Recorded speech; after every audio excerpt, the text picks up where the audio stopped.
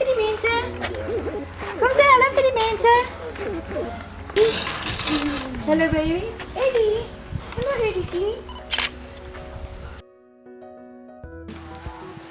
So Change for the Better Foundation is an animal shelter that looks after the animals that don't have the best chance out there, like townships, like farm animals, like neglected animals and abused animals. We are pro-rehabilitation, we are pro-education, and we are pro-sterilisation.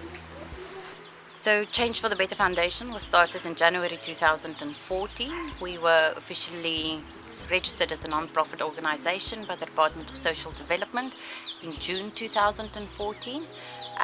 We're wholly dependent on the public for the entire operations of the shelter.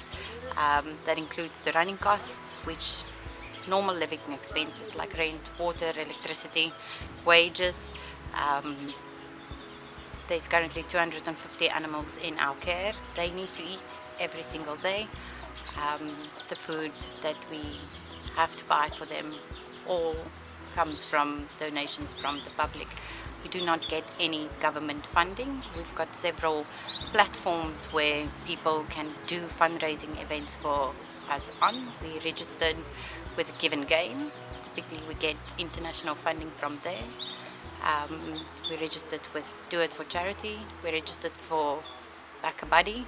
So the guys that does the comrades and all of these things can nominate through Back a Buddy Change for the Better Foundation to be a beneficiary of their run. We need a lot of hands on deck to do events for us. So as a volunteer, if you do not have the time to come to the shelter and help us bathe the dogs or dip the dogs or walk the dogs to keep them socialized, you can, out of your own accord, raise a fundraising event where you can have a market stall and we'll provide the goods that's been donated to the public for us to generate an income from the market that you're willing to host for us. We do microchipping as well, and we do it here at the farm, and we do it in the comfort of your own home as well, which is a good source of income for the shelter, and we do encourage microchipping. Any animal that is adopted from our shelter or that is being treated or rehabilitated through our shelter, microchipping is compulsory. Many reasons for that is pet theft, and the only way that you can successfully prove ownership of your pet is through microchipping at this point in time.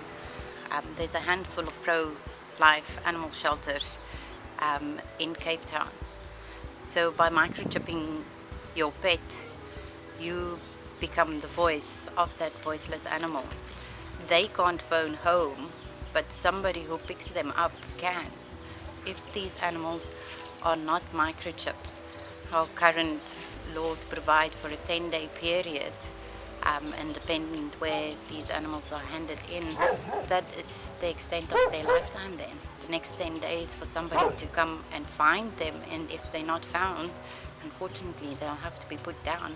On the sterilisation front, if two dogs are left unsterilised and they produce litter after litter after litter, and their babies produce litter after litter, you could have a potential of 67,000 animals born in as short as 6 years' time, which is a exorbitant amount of animals that potentially would not survive because there are not enough homes.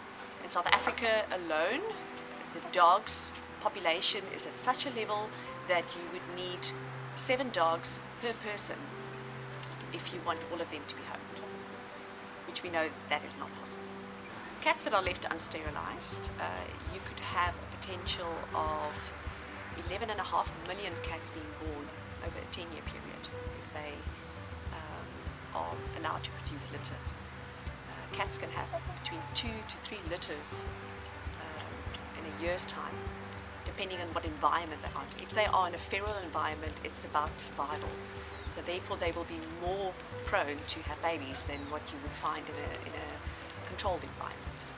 So we are involved with sterilizations and rehabilitations on all sorts of levels of society. Abuse and neglect, as not defined by race, or colour, or religion, or status. It is very much to do with respect. So we teach the community to have respect for a life like a dog or a cat, as much as they would have respect for each other.